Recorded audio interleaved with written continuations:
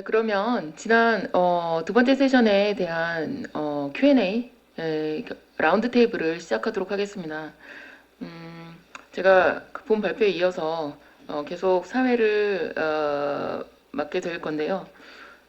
사회자의 임무는 질문을 던지는 거라는 그런 뉴스를 들었습니다. 그래서 사회를 보는 게 아니고 질문을 던지는 거였구나 뭐 이런 생각이 드는데 다행히도 질문할 거리가 좀 있었습니다. 왜냐하면 지난 세션에서 발표해주신 그 발표들이 다 저로서는 되게 새로웠고 흥미로웠고 굉장히 많은 그런 생각을 하게 하는 그런 발표들이셨어요. 그래서 뭐 그렇다고 제가 무슨 질문들을 모든 분들께 다 드리기는 그렇고 제가 박진호 선생님께 어, 그 분야에 대해서 잘 모르는 사람으로서 굉장히 약간 무지몽매한 그런 질문을 좀 드려볼까 합니다. 그런데 어쨌든 저는 몰라서 드리는 질문이니까요. 이제 그 텍스트 데이터의 계량적 분석이란 제목으로 이제 강연을 해주셨는데, 그래서 이런 계량적인 방법으로, 그러니까 말하자면 컴퓨터라든지 그런 프로그램을 이용한 방법으로 텍스트 자료를 이제 분석하는 그런 것이잖아요. 그런데 요즘에 이제 이런 기술적인 발전들이 이루어지고 그 연구에 적용되고 하는 것을 많이 보면서 제가 언제나 가지게 된 질문이 있는데 그게 뭐냐면 그래서 이런 방법으로 얻어진 결론 중에 What's new? 그러니까 어떤 것이 기존의 방법론으로 얻어지지 못했던 것인가? 우리가 예를 들면 그런 방법론들을 어떤 뭐 망원경이나 아니면 현미경이라고 생각을 해보면 현미경이나 망원경은 인간의 능력으로 이제 보지 못한 거를 보게 해주잖아요. 뭐 비행기는 날게 해주고 뭐 이런 거잖아요. 그런데 이런 방법론이 우리가 지금까지 보지 못했던 어떤 것을 보여주었는지 궁금합니다. 왜냐하면 이제 제가 이런 방면으로 이제 발표들을 이제 들어보면요, 결국 사람이 이제 정말 약간 그러니까 아날로그적인 방식으로 했던 거하고 되게 동일한 결과를 보여주었다라는 것이 보통 결과더라고요. 그래서 그걸 꼭 그렇게까지 해야지 알아? 뭐 이런 그런 느낌을 그러니까 가졌거든요. 꼭 그걸 해야 되겠어? 뭐 이런 생각이 들었어요. 그래서 굉장히 무지몽매한 이제 질문이긴 한데요. 그래서 예를 들면 잘 트레인된 그런 언어학자라면 솔직히 굉장히 상이한 차원의 여러 변수라든지 요인들을 이제 복합적으로 고려를 해서 가령 어떤 텍스트의 뭐 단어의 분포라든지 이런 것뿐만이 아니라 뭐그 역사적인 배경이라든지 아니면은 여러 가지 컨텍스트라든지 아니면 뭐 인물에 대한 거라든지 이런 지식들을 한 번에 복합적으로 적용을 시켜서 최적화된 결론을 낼 수 있다라고 생각하거든요. 물론 잘 트레인된 언어학자의 경우입니다. 그런 작업이 이런 발달된 계량적인 기술로도 가능할지 굉장히 다차원적인 그런 것들을 한꺼번에 적용해서 그런 효과를 가져올 수 있을지 현재 그런 게 궁금합니다. 네.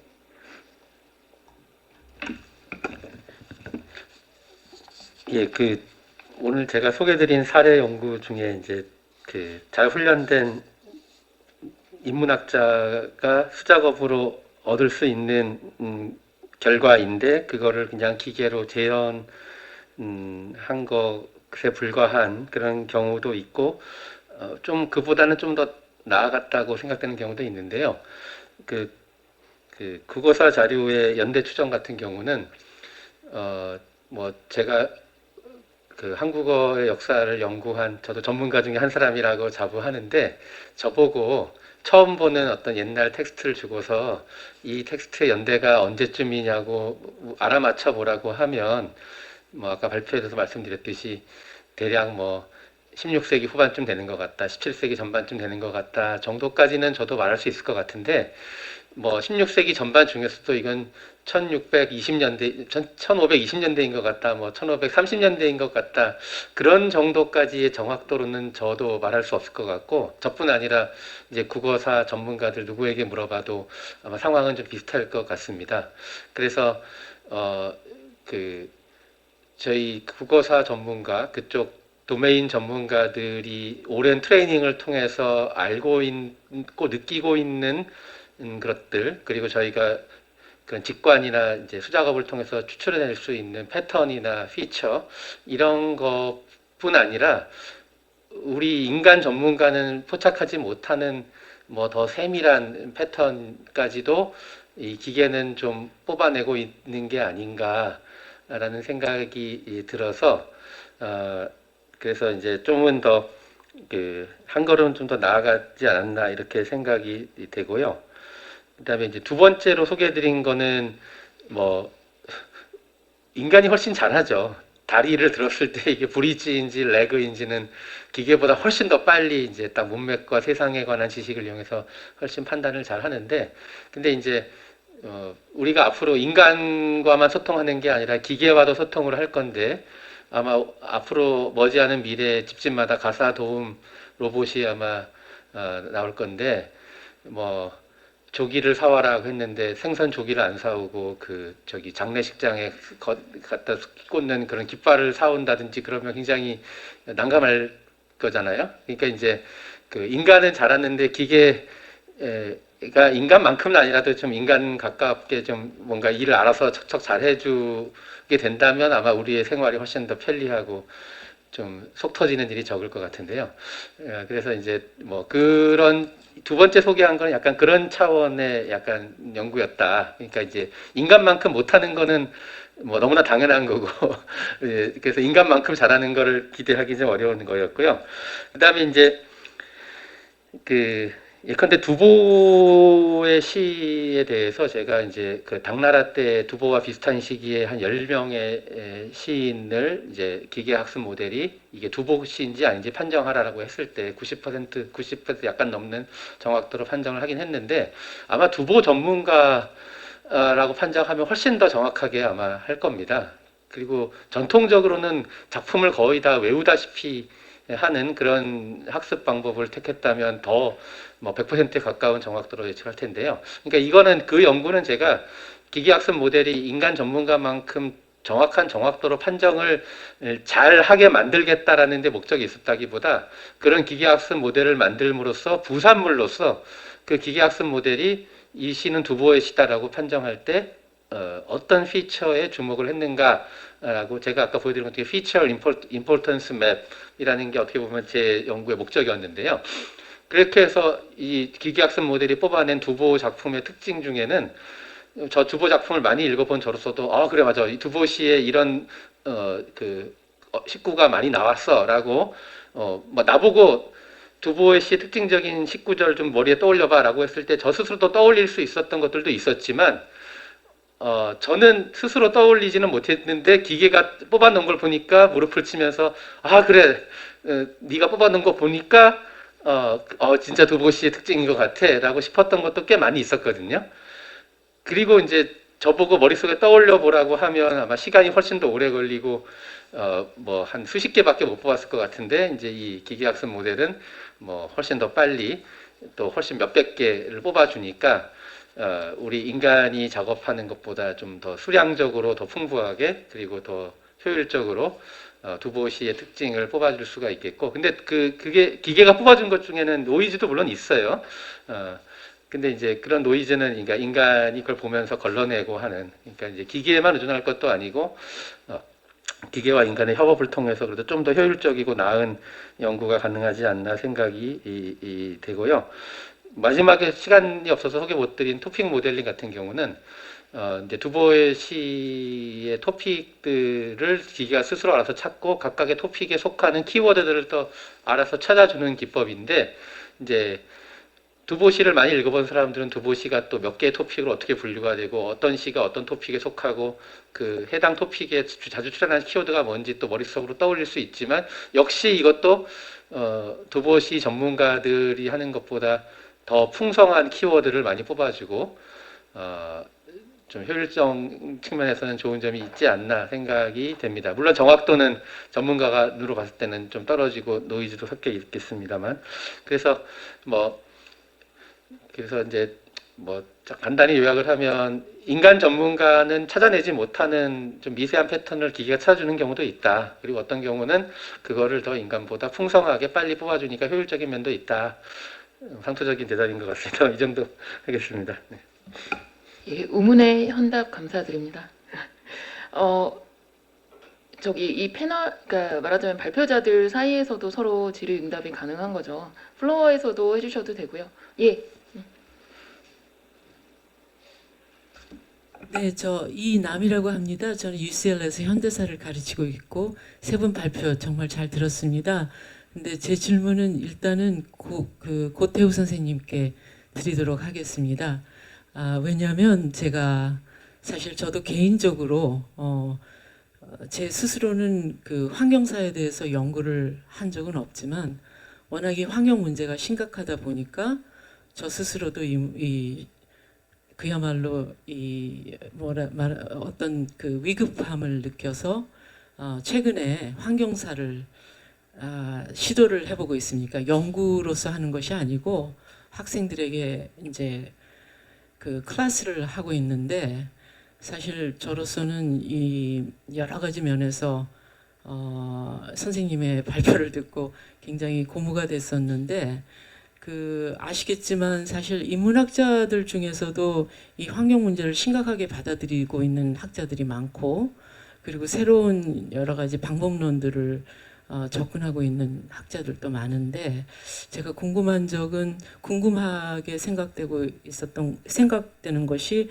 그러니까 선생님께서 예를 들면 그 리서치를 하시거나 또는 수업을 하실 때 어떤 방법론을 가지고 하시는지 학생들에게 이러한 그 환경 문제의 심각성을 어떤 식으로 접근하시고 있는 것인지 사실 저는 아시겠지만 그 차크라 발티의 그 Provincializing Europe이라는 유명한 책을 쓰신 학자가 그 아침 세션에서 박 교수님께서 20세기의 어떤 그런 문제의식이 소위 민족주의와 민주주의로 이제 표현된다고 말씀을 하셨잖아요.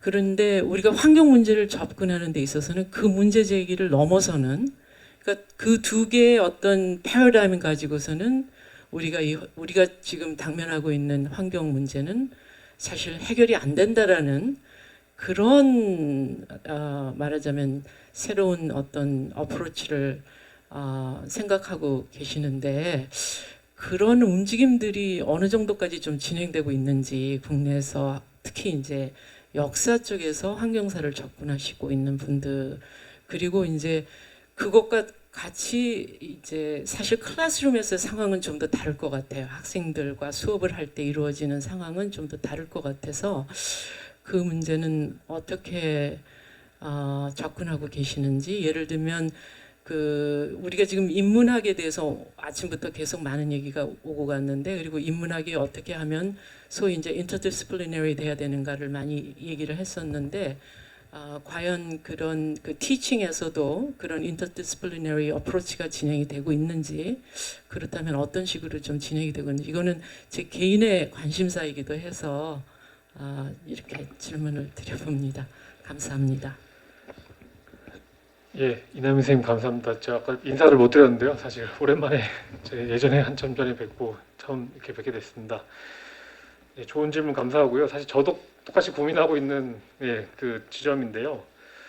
한 두 가지 정도로 좀 나눠서 좀 말씀을 드리면 사실 뭐 한국에서는 여전히 뭐 환경사도 그렇고요. 뭐 지금 최근에 물론 이제 여러 다양한 학문에서 이 생태 문제나 환경 문제에 대해서 관심이 분명히 늘어나고 있는데 여전히 상당히 뭐라고 해야 될까요? 새로운 소재 내지는 뭐 새로운 뭐 저런 연구도 있구나 이런 정도에 그치는 경우를 많이 봤습니다. 그러니까 그렇게 그냥 이제 평가를 받는 경우들도 좀 많이 봤고요. 그래서 이거를 어떻게 하면 좀 더 이렇게 더 이제 좀 인사이트 있게 좀 할 수 있겠는가라는 부분에 대해서 이제 여러 선생님들도 고민이 있으신 걸로 알고 있습니다. 그래서 그러니까 뭐 저도 이제 이번 학기 수업을 사실 또 환경사를 또 좀 같이 하고는 있는데요. 저도 뭐 사실은 아주 구체적인 방법론을 가지고서 하는다기보다는 일단은 이런 소재들이 있고 그동안 이제 서구 이제 특히 이제 미국에서 환경사가 뭐 상당히 오래전부터 출발이 됐고 또 중국 같은 경우는 이제 역사 지리학이라든가 이런 부분부터 시작을 해가지고 또 환경사로 또 이제 발달이 되어 왔는데 그런 것들에 대한 그 연구들을 좀 보면서 거기서 어떻게 이거를 우리가 좀 새롭게 좀 가져갈 수 있을까라는 그런 이야기들을 하고 있고요.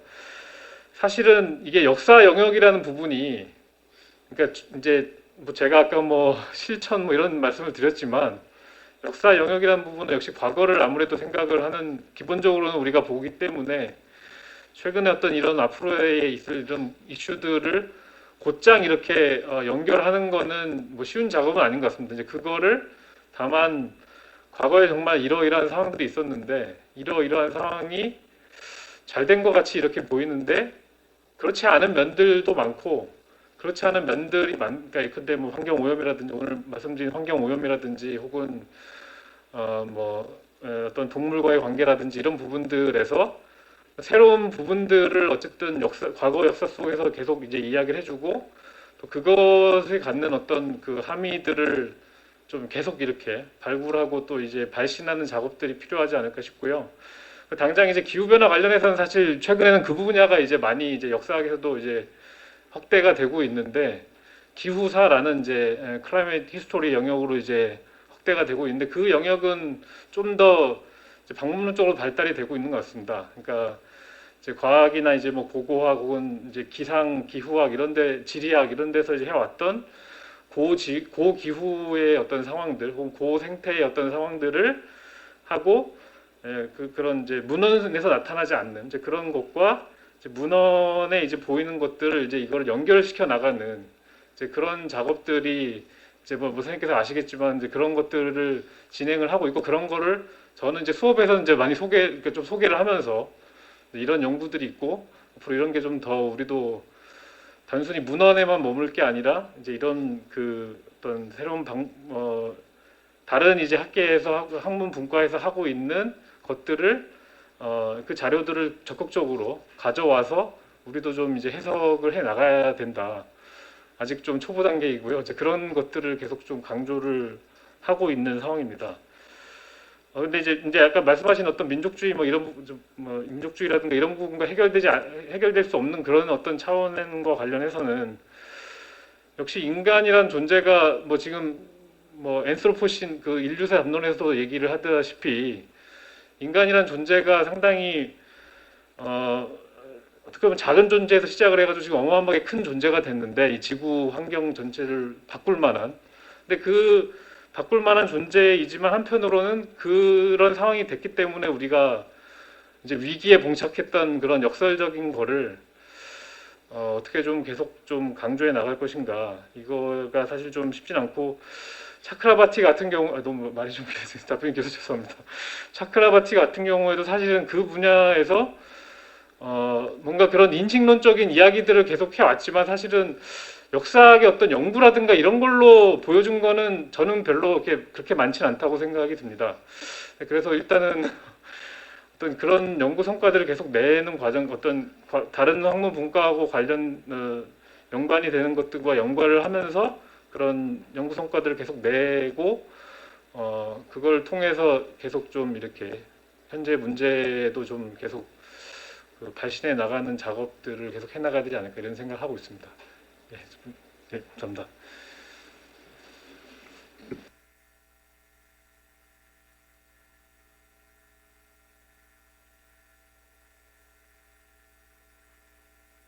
네, 안녕하세요. 저는 그 철학과 이석재입니다. 다행스럽게 제 질문은 우리 오 선생님한테 드리는 질문이어서 이렇게 순서가 잘 맞춰진 것 같습니다. 너무 그 발표 재밌게 들었고요. 여기 보게 되면 이 낭낭파라라고 하는 그 찻집을 중심으로 두고 얼마나 복합적인 요소가 많이 이렇게 섞여 있는지를 잘 보여주신 것 같아서 그게 굉장히 재밌었고 이제 거기에 오는 그 사람들은 지척에는 조선인보다는 파리지앵이나 도쿄인들과 더 깊은 유대감을 느꼈는데 그런 코스모폴리탄한 성격이 있으면서도 동시에 또 식민지 에서 있는 그 찻집이라고 하는 거에 색채가 많다. 그게 일본 지역에 있었고 남촌이라는 지역에 있었고 그다음에 그 콜로니얼 스타일의 그 건축 양식 이런 인테리어들이 전부 다 그러한 어떤 식민지성을 갖다 드러내고 있다라는 걸 보여주셨는데 제 질문은 그 당사자였던 우리 그 이순석 선생 같은 분이 내부적으로 이런 갈등을 혹시 느꼈다라는 그런 증거가 있는지, 혹시 있다면 어떤 것이었는지 한번 여쭤보고 싶어서 질문 드립니다. 네, 선생님 질문 감사합니다. 그러니까 저는 이순석이 낭랑이라는 이름을 쓸 때 그것이 갖는 식민지 사업으로서의 낭랑 발굴이라는 게 저희는 지금 낭랑 얘기하면 식민사관 얘기를 제일 먼저 하는데 그 의식이 없다는 게 가능할까라는 생각이 들었는데 남아있는 얘기는 없어요. 그러니까 그 사람한테는 그래서 제가 느끼게 된 건 아까 좀 길게 소개해드렸지만 자기가 식민지 조선에서부터 센터라고 생각되는 제국의 수도에 가서 제일 좋은 학교죠. 미술학교로는 이제 도쿄 미술학교에 갔는데 자기의 선생이나 동료, 뭐 당대 최고의 특히 그 사람 분야에서 중요한 도안이나 공예가들이 낭랑을 모델로 한 작품을 발표하고 그걸 얼마나 훌륭한지 얘기하는 중에 이 낭랑이 어떠한 맥락에서 식민지 사업으로 되고 있는지를 그게 의식적이든 무의식적으로든 일부러 그러니까 의식적이라고 무의식적일 수도 있단 말을 하고 제가 일부러라고 말하면 모순이지만 아무튼 간과하고 있다는 점이 흥미로웠어요. 그래서 당시에 이순석 본인이 아니다 하더라도 이 이름을 두고 혹시 남아있는 커멘트들이 있나 봤더니 조선의 고전 맛이 난다라는 표현이 있다거나 아니면 고구려 문화를 담은 것이다라는 그 조선인들이 신문이나 잡지에 발표한 거에 나오는 걸 보고 누구도 이 당시에 이거를 어떤 식민사관을 만들기 위한 식민지 사업으로서 아주 첨예하게 비판적인 의식을 갖고 있지는 않았던 것 같다라는 생각이 들어서 흥미로웠고 오히려 그게 일본의 근대 교예가들한테 마치 적합한 비유인지 모르겠지만 피카소한테 아프리카 조각이 필요하거나 고갱한테 타이티가 필요한 식으로 자신의 새로운 창작을 하는데 참조된다는 거에서 뭔가 더 흥분하고 있었던 것 같다는 생각이 들었고요. 근데 이제 여기를 왔다 갔다 했었던 이제 이순석 주인 말고 동료들인 모더니스트 박태원, 이상, 김기림 등등의 모더니스트 인물들한테는 계속 양가적인 감정이 있었던 것 같아요. 그러니까 여기 이선희 글, 제가 아까 다당 여인이라는 글도 소개해드렸지만 너무 좋고 매료되면서도 동시에 그러는 자기 모습을 또 약간 다시 좀 우습게 바라보는 게 있는 것 같아요. 그래서 케이크를 먹는 게 나는 문화인이 되고 올라간 것 같다는 얘기를 하면서도 또 앞에 앉아있는 남자가 집에 가기 싫어가지고 하는 모습을 보면서는 또 이렇게 약간 속격이 일어나는 것 같은, 그래서 그 당시 모더니스트한테는 매료되지만 이게 온전히 뭔가 충분히 자기 것이 될 수 없는 거에 대한 갈등은 계속 있었던 것이 아닐까라는 생각이 들었었습니다. 네, 감사합니다. 네, 또 다른 질문 있으시면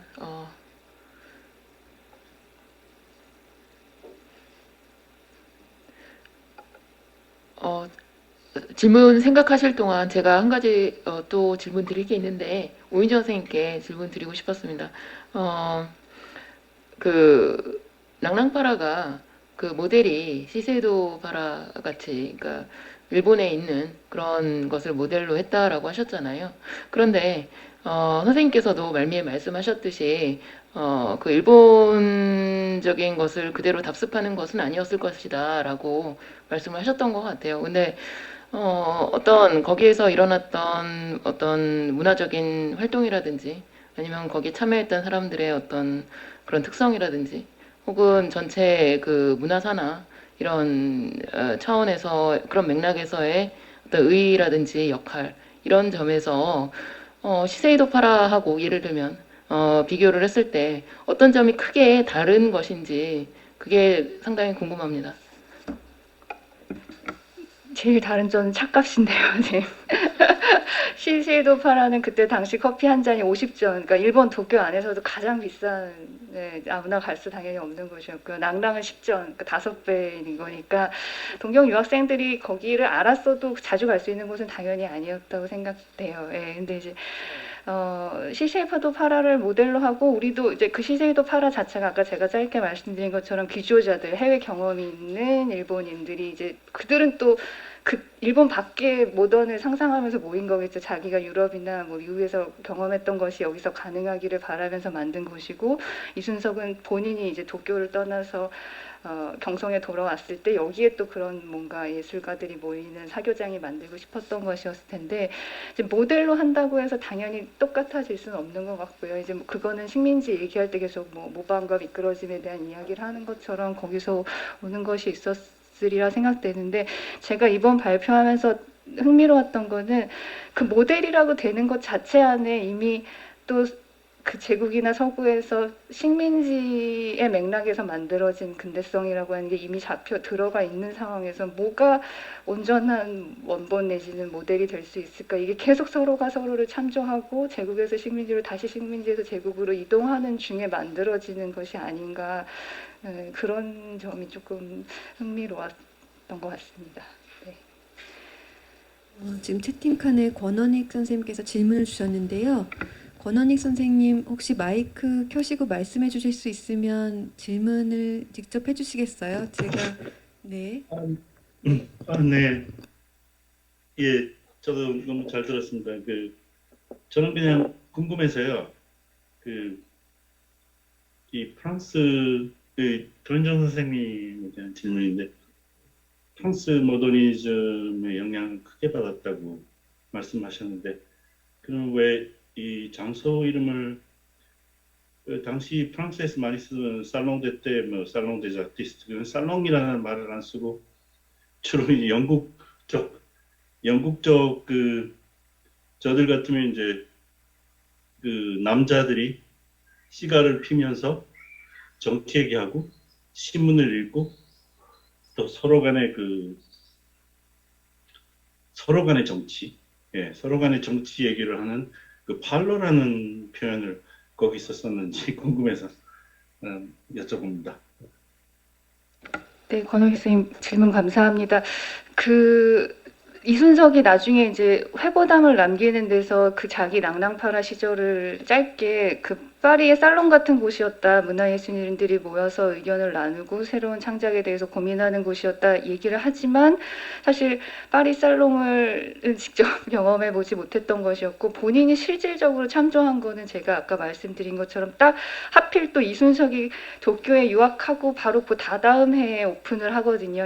시쉐이도 파라라고 하는 곳이. 그리고 거기가 또 우연찮게도 바로 시쉐이도 갤러리랑 인접하게 만들어지는 것이어서 그 사람한테 오히려 직접적인 본 적이 있고 참조할 수 있는 대상이 시쉐이도 파라였었기 때문에 파라를 가져왔던 것 같아요. 그래서 그 파라라는 단어는 낭랑파라 말고 도쿄 안에서도 그런 간단한 경양식이 같이 제공되는 찻집들, 그러니까 여기서 이제 파라라고 이름을 붙이면서 시쉐이도에서 중요하게 생각했던 거는 여급이 나오는 카페랑 구별하는 게 굉장히 중요했었던 것 같아요. 그래서 낭랑파라에서도 알코올을 팔긴 했는데 이게 여급이 나오는 게 아니라 보이들이, 아까 처음 제가 이순석 사진 보여드렸을 때 옆에 꼬마들이 서 있던 이유가 그게 한 10세 정도 되는 남자 소년들이 웨이터 역할을 하게 했었거든요. 그래서 그리고 당시 경성에도 여급이 나오는 카페들이 있었고요. 제가 찻집이나 다방이란 용어를 쓴 이유도 이게 그 여급이 나오는 카페와의 구별을 중요하게 만드는 사람들이 생각했었던 것 같고, 그랬을 때 이제 모델이 됐던 거는 시쉐이도 파라가 본인한테는 조금 더 직접적인 모델이 되지 않았는가. 근데 살롱의 존재를 알고, 그러니까 이 공간들이 프랑스의 살롱 같은 역할을 해야 된다는 이순석 본인도, 아니면 당대 그 다방 문화를 이야기하는 맥락 속에서도 등장하기는 합니다. 근데 살롱이란 이름을 붙였던 다방은 제가 지금 생각했을 때 바로 떠오르는 게 없는 것 같아요. 그럼 좀 사실 이상하기도 하네요. 네. 민은경 선생님. 예.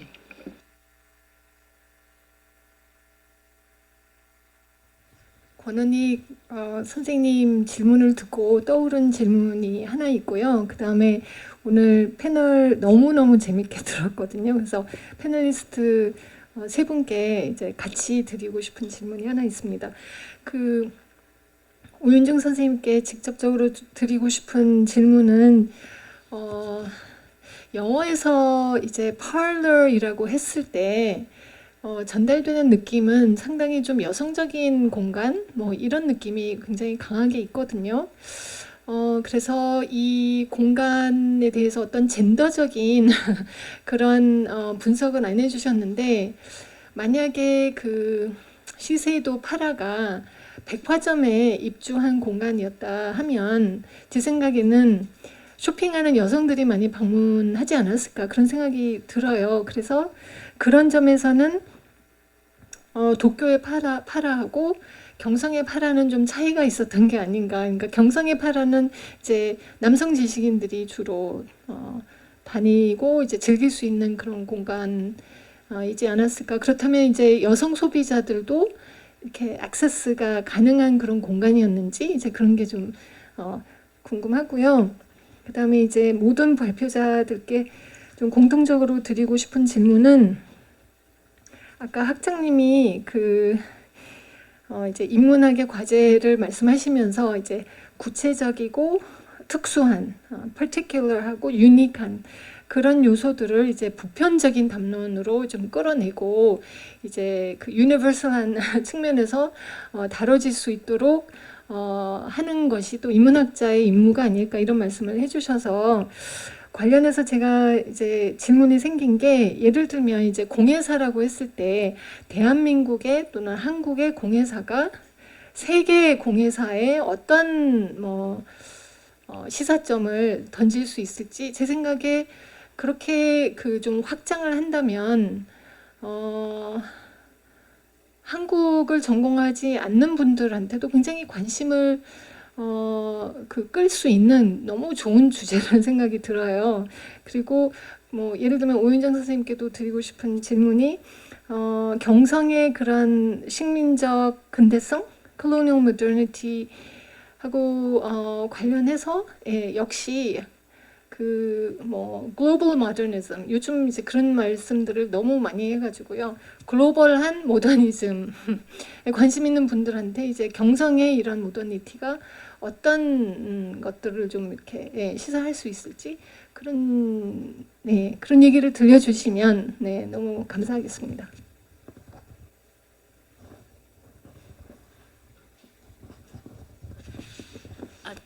제가 그러면 질문을 하나 더 드리고 같이 답해 주실 수 있는지 모르겠네요.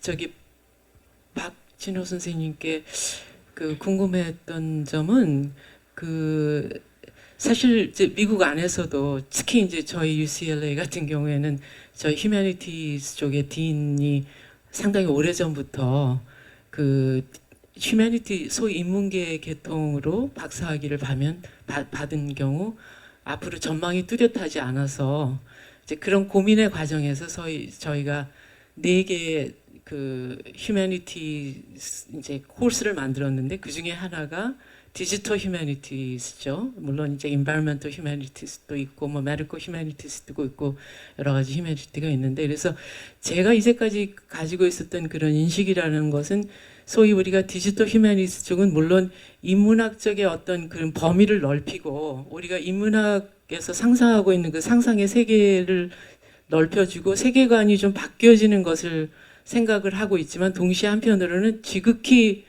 현실적인 문제에 부닥친, 그러니까 학생들에게 학위를 인문학 쪽에서 받게 하되 그럼에도 불구하고 소위 세상에 나가서 생활이 될 수 있는 잡을 가질 수 있도록 하는 그런 어떤 열망까지, 그리고 현실적인 그런 문제까지 이제 포함이 된 것이어서, 이제 이거는 선생님께 드리는 질문이 치고는 좀 더 너무 범위가 넓을 수도 있겠지만, 평소에 디지털 휴머니티즈를 하고 계시는 학자로서 이 디지털 휴머니스트가 과연 그런 우리의 인문학의 어떤 범위를 넓히고 우리가 살아가고 있는 그 세계에 대한 인식을 넓히고 이런 것들이 어떤 점에서 가능한 것이었는지, 그리고 좀 현실적인 문제로 들어가서 선생님들이 배출하는 제자들은 그러면 과연 앞으로 잡을 수 있는 것인지,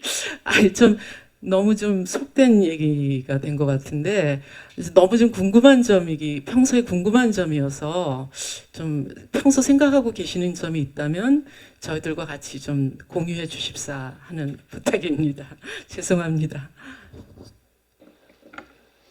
네, 민은경 선생님 질문 주신 네, 너무 정확한 지적이셨어요. 그러니까 시쉐이도가 화장품 회사잖아요. 그러니까 여성 고객을 당연히 생각할 수 않을 수 없었고요. 백화점에 있진 않고 그 시쉐이도 매장 2층 바로 옆에 그 건물에 있었던 거가 여성들이 안전하게 가서 차 마실 수 있는 공간. 그러니까 제가 아까 그 시쉐이도의 주요 타겟 첫 번째가 아까 귀조자 해외 경험이 있는 이들 거기 이제 남성 여성 섞여 있었고 남성이 더 많을 수도 있었을 것 같은데요. 이제 그 사장 후쿠하라 신조 본인이 가고 싶었던 곳 중에 하나가 아니었을까. 그리고 두 번째가 여성들이 와가지고 불편하지 않게 안전하게 차를 마실 수 있는 공간을 만들겠다라고 하는 게 그 염두가 돼 있었다라고 하고요. 근데 이제 그러니까 랑랑파라의 경우는 말씀 선생님 해주신 것처럼 남성 지식인들이 훨씬 많았던 것 같은데 이선희 같은 그러니까 소위 모던 거리라고 말할 수 있을까요? 그 모더니스트 문인 여성들은 꽤 다니고 뭐 여배우들이 다녔다라는 이야기도 가끔 언급되는 그 인물들 중에 없지 않아 있었던 것 같아요. 근데 이제 시쉐이도 파라만큼은 아니었을 것 같은 그 시쉐이도 파라는 시쉐이도라고 하는 그 브랜드의 이미지를 만드는 것과 굉장히 밀접하게 있었기 때문에 랑랑파라는 그에 미치자면 여성 고객 수가 시쉐이도 파라보다는 낮지 않았을까 정도는 그냥 근데 이건 추측이긴 하지만 생각이 들고요.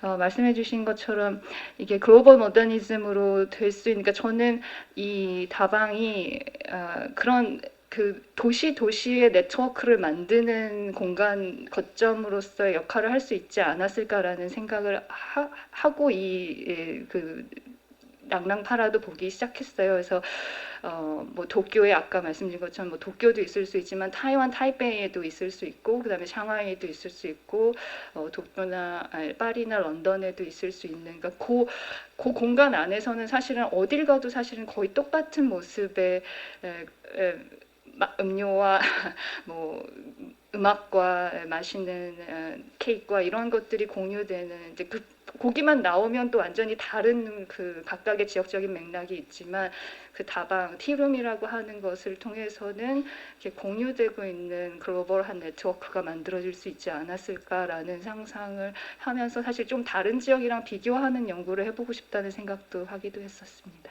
네, 감사합니다. 예, 민은경 교수님께서 좋은 질문을 해주셨는데요. 사실 원래 저도 발표 때 좀 언급을 하려다가 시간이 너무 없어가지고 그냥 넘어갔는데요. 아까 이제 학장님께서도 말씀하셨지만 뭐 구체성, 뭐 특수성, 보편성 뭐 이런 말씀들을 해주셨는데 한국의 뭐 환경 오염사라고 했을 때 아까 제가 처음에 잠깐 언급을 했습니다만 공해를 수입을 해 왔다가 특히 일본으로부터 나중에는 뭐 또 보면은 해외 다른 뭐 여러 나라들로부터 미국이든 뭐 캐나다든 폐기물도 수입을 하거든요.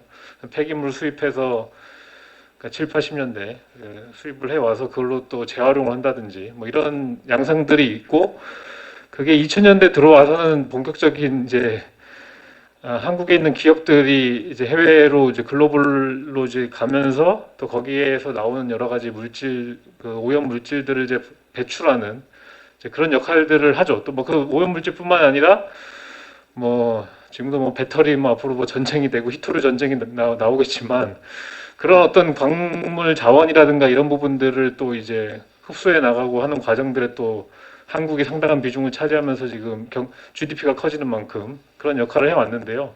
그런 어떤 뭐 일종의 이행이라고 해야 될까요? 이행에 하는 과정이라는 게 세계적으로도 아주 흔하다라고 볼 수는 없는 것 같아요. 여전히 과거 식민지를 겪으면서 왔던 아시아나 아프리카의 많은 나라들이 여전히 그 이른바 이제 글로벌 사우스라고 하죠. 글로벌 사우스라고 해서 글로벌 노스의 착취 구조 속에서 있고 그 구조를 쉽게 벗어나기 어려운 부분이 있는데 그런 차원에서는 한국이 좀 특수성이 있는 것 같고요. 근데 또 기본적으로는 전체 이런 어떤 오염의 역사라든가 이런 걸 보면은 어떤 지역에서부터 출발을 해서 뭐 대도시라든가 이런 지역에서부터 출발을 해서 그것이 점점 오염이 확대되고 또 다른 지역으로 이전하고 하는 과정에서의 그 글로벌 오염의 역사로 이행을 해 나가는데, 또 그런 걸 또 한편으로는 한국이 아주 압축적으로 잘 보여주는 사례이기도 합니다. 한 3, 40년 동안을 보면. 그런 차원에서의 특수성과 보편성을 동시에 좀 이야기를 할 수가 있고, 여기에 좀 더 만약에 실천성을 좀 부여한다면, 아까 이남희 쌤하고 질문하고도 연결될 수 있을 것 같은데, 어떤 그런 어떤 성공의 신화가 있기 때문에, 한국의 경우 성공의 신화가 있기 때문에 지금 뭐 이른바 기후 문제에 대해서도 상당히 영향을 주는, 세계 한 2% 정도는 영향을 주는 한국인데도 거기에 대한 대책은 다른 뭐 비슷한 경제권을 갖고 있는 뭐 유럽이라든가 다른 나라랑 비교했을 때는 상당히 약하거든요. 약하고 국제사회에서 지금도 뭐 탈원전 가지고도 지금 뭐 이렇게 논란을 하고 있는데, 이렇게 논란이 될 것도 아닌데도 이렇게 되고 있는 상황인데요. 그런 어떤 그 자본에 대한 어떤 그 일정한 견제라든가 이런 부분들이 상당히 2000년대 들어서 형해화된 이런 상황에서, 경제 특히나 일반 시민들에게까지도 우리 스스로도 어떻게 보면 경제 제일주의에 여전히 상당히 부분이 함몰이 돼 있는데, 그런 부분들을 일정하게 계속 균열을 낼 수 있고, 그게 그런 어떤 인식을 좀 빠르게 확산을 시킬 수 있다면, 그런 부분에 어떤 기여를 할 수 있다면 나름의 실천성이 또 담보가 될 수 있고 또 의미가 있는 것이 아닌가, 이런 생각을 해보게 됩니다. 근데 뒤에 뭐 아까 그 이남희 선생님 질문하신 그 취직 문제 이런 부분은 저는 아직 제자가 별로 없어가지고요. 이렇게 얘기하면 너무 좀 무책임하고, 사실 뭐 그러니까 여러 가지를 겸비하는 게 역시나 지금 한국에서도, 그러니까 뭐 학생들부터 그걸 느끼고 있고, 학생들부터도 내가 뭐 아시겠습니다. 몇 년 전에도 유행했던 말이 문송합니다가 있거든요. 문과대학 뭐 이런 인문대에 입학하고 졸업해서 죄송하다 뭐 이런 취직도 잘 안 되고, 그러다 보니까 학생들 스스로가 먼저 알고 그런 거에 대해서 뭐 여러 가지를 이제 하는 거죠. 뭐 전공도 여러 가지를 하고, 뭐 여러 가지 이제 자격증이라든가 뭐 이런 거를 기본적으로 열심히 다 이렇게 하려고 하는, 특히나 이 한국 사회, 이 경쟁이 치열한 한국 사회에서 그거를 학생들부터 먼저 하고 있는 것 같고요. 사실 어떻게 보면 이 교수나 이 어떻게 보면 이 학계에서 더 사실 여전히 학과라는 이 체계의 이 장벽을 계속 여전히 굳건한 상황에서 그거를 좀 쉽게 어떤 현실로 좀 그러니까 어떤 뭐 취직이라든지 뭐 너무 취직만 됐는데, 그런 현실 문제로 좀 해소하는 데에는 여전히 좀 많은 한계가 있는, 제도적으로 좀 한계가 있는 게 아닌가, 이런 생각이 좀 들었습니다.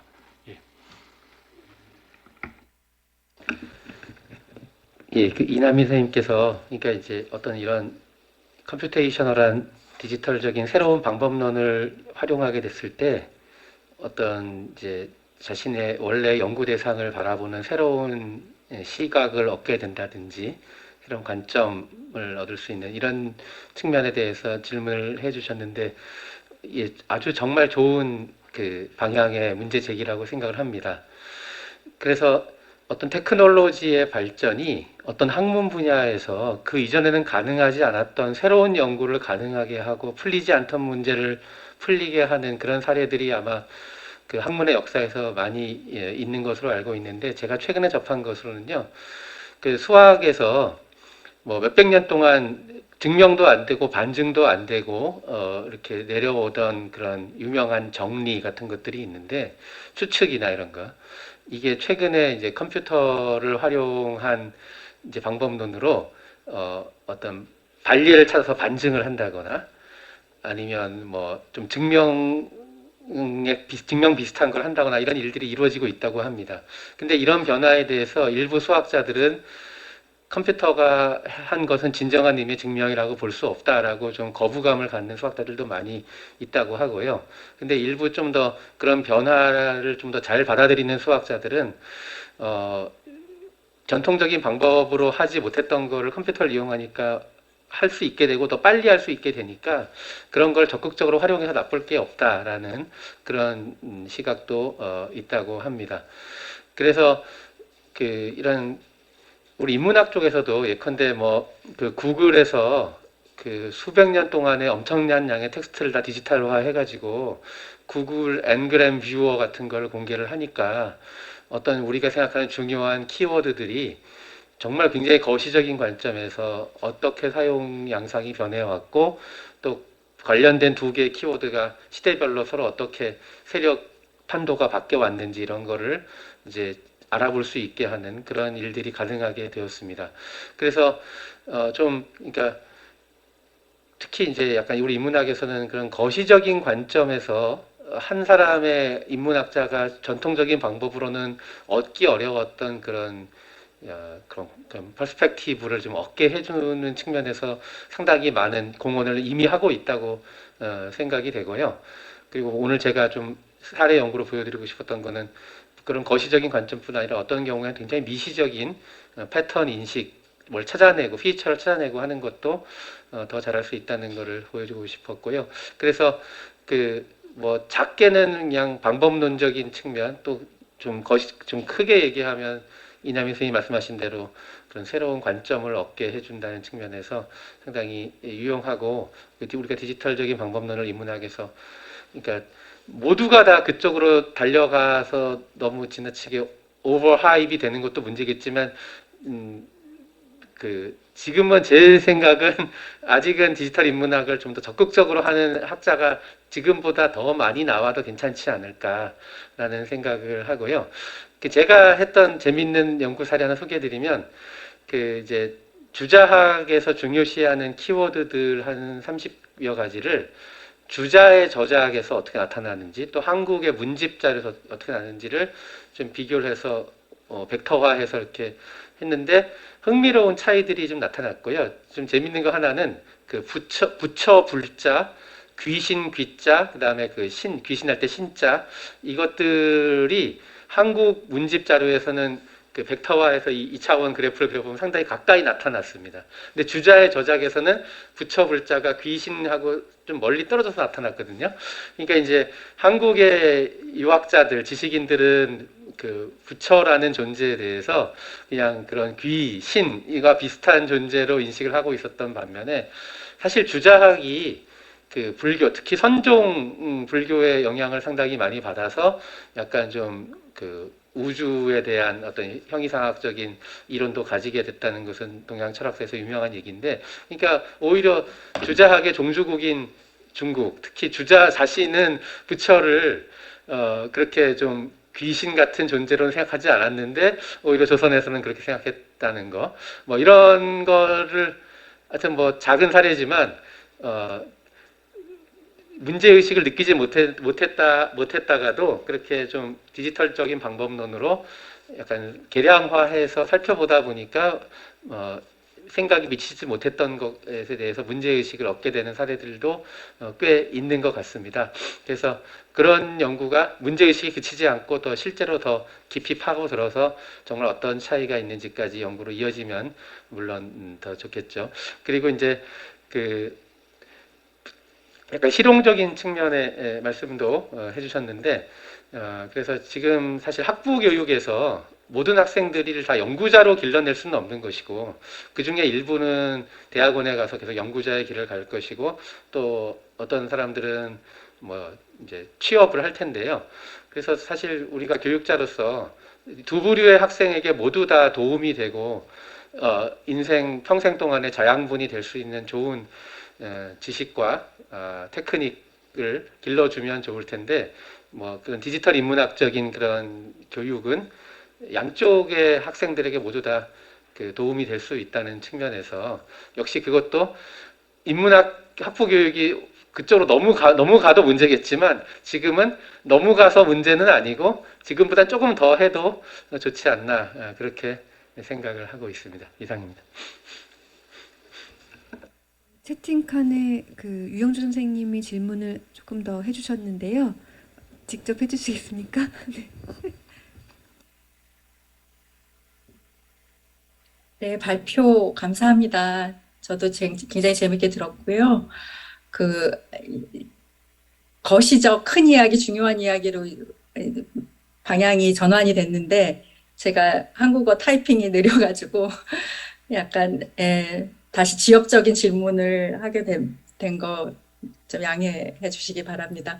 오윤정 선생님 발표에 대한 질문이고요. 등나무에 대한 질문인데요. 제가 아는 등나무 의자는 그 1970년대 미국에서 여러 음반 자켓에 많이 등장하는 일명 공작새 등나무 의자라는 건데요. 그런 그 의자가 등장하게 된 연유에 대해서 그 의자가 1920년대 필리핀 어느 교도소에서 제작이 되었고 그런 어떤 미국의 제국주의적 맥락이 1970년대 아티스트들, 게다가 흑인 아티스트들을 통해서 약간 비판적으로 의식이 되고 의미 부여화가 됐다. 이런 글을 읽어본 적이 있습니다. 그래서 낭랑파라에는 에서의 등나무 의자에 대해서 아까 학장님께서도 하신 질문과 일맥상통하는 점이 있을 것 같은데요. 물론 어떤 하나의 object, material object가 소비가 되는 양상이 꼭 비판적이어야 되지는 않겠으나 그런 식민지적 그런 맥락에 대한 등나무 의자가 환기시키는 식민지적 맥락에 대한 어떤 비판적 의식이나 양가적 어떤 의식 이런 것을 엿볼 수 있는 사료나 문헌이 있는지 여쭤보고 싶었습니다. 네, 유영전 선생님 질문 감사합니다. 말씀하신 공작새 같은 의자가 파파상 체어라고 얘기하는 그걸까 좀 상상은 해봤는데 아마 그 조단 샌드라고 그 일본사 하시는 선생님이 이 그 등의자 자체를 갖고 타이완 미국 이 글로벌한 맥락 갖고 이제 하신 연구가 있기도 하죠. 근데 그 낭랑파라에서 등나무 의자를 쓰면서 그 등나무 의자의 식민성에 대해서도 누군가 의식을 해서 남겨놓은 코멘트는 제가 하나도 찾은 것이 없었어요. 등나무 의자 자체에 대한 코멘트도 많지 않았던 것 같고요. 근데 오히려 그 열대 파초에 대해서는 남극의 파초, 남양의 식물이 장식되어 있다라는 거는 꽤 한 두세 군데에서 본 것 같은데 등의자 자체에 대한 코멘트는 지금 제가 본 거에서는 생각나는 게 없거든요. 그러니까 그 자체에 대해서도 별로 뭔가 이렇게 이렇게 의식해서 적을 만한 것이 파초만큼도 안 됐었나라는 생각이 지금 잠깐 들고 그리고 그것이 갖는 식민적인 의미에 대한 언급은 물론 제가 다 모든 그 자료를 본 게 아닌 상황에서 없다라고 말씀드리는 건 성급하겠지만 제가 보는 중에서는 그것이 갖는 식민성에 대한 의식 내지는 어떤 맥락에서 만들어졌을까 뭐 이거에 대한 고민은 따로 확인한 것은 없었습니다. 네. 듣고 싶은 답변이 되지 못했을 것 같아요. 죄송한데 예, 그렇습니다. 감사합니다. 또 채팅창에 다른 질문은 네, 사실 이 라운드 테이블에 할당했던 시간이 이제 거의 다 되었는데요. 혹시 짧은 질문 하나 정도는 가능할 것 같은데요. 혹시 플로어에서 질문하실 분이 계십니까? 예, 그러면 안 계시는 것 같고요. 그러면 여기에서 라운드 테이블을 마치도록 하겠습니다. 세 분 발표자님들과 정말 유익한 질문을 해주셨던 모든 분들께 감사드립니다. 네, 이것으로 마치겠습니다.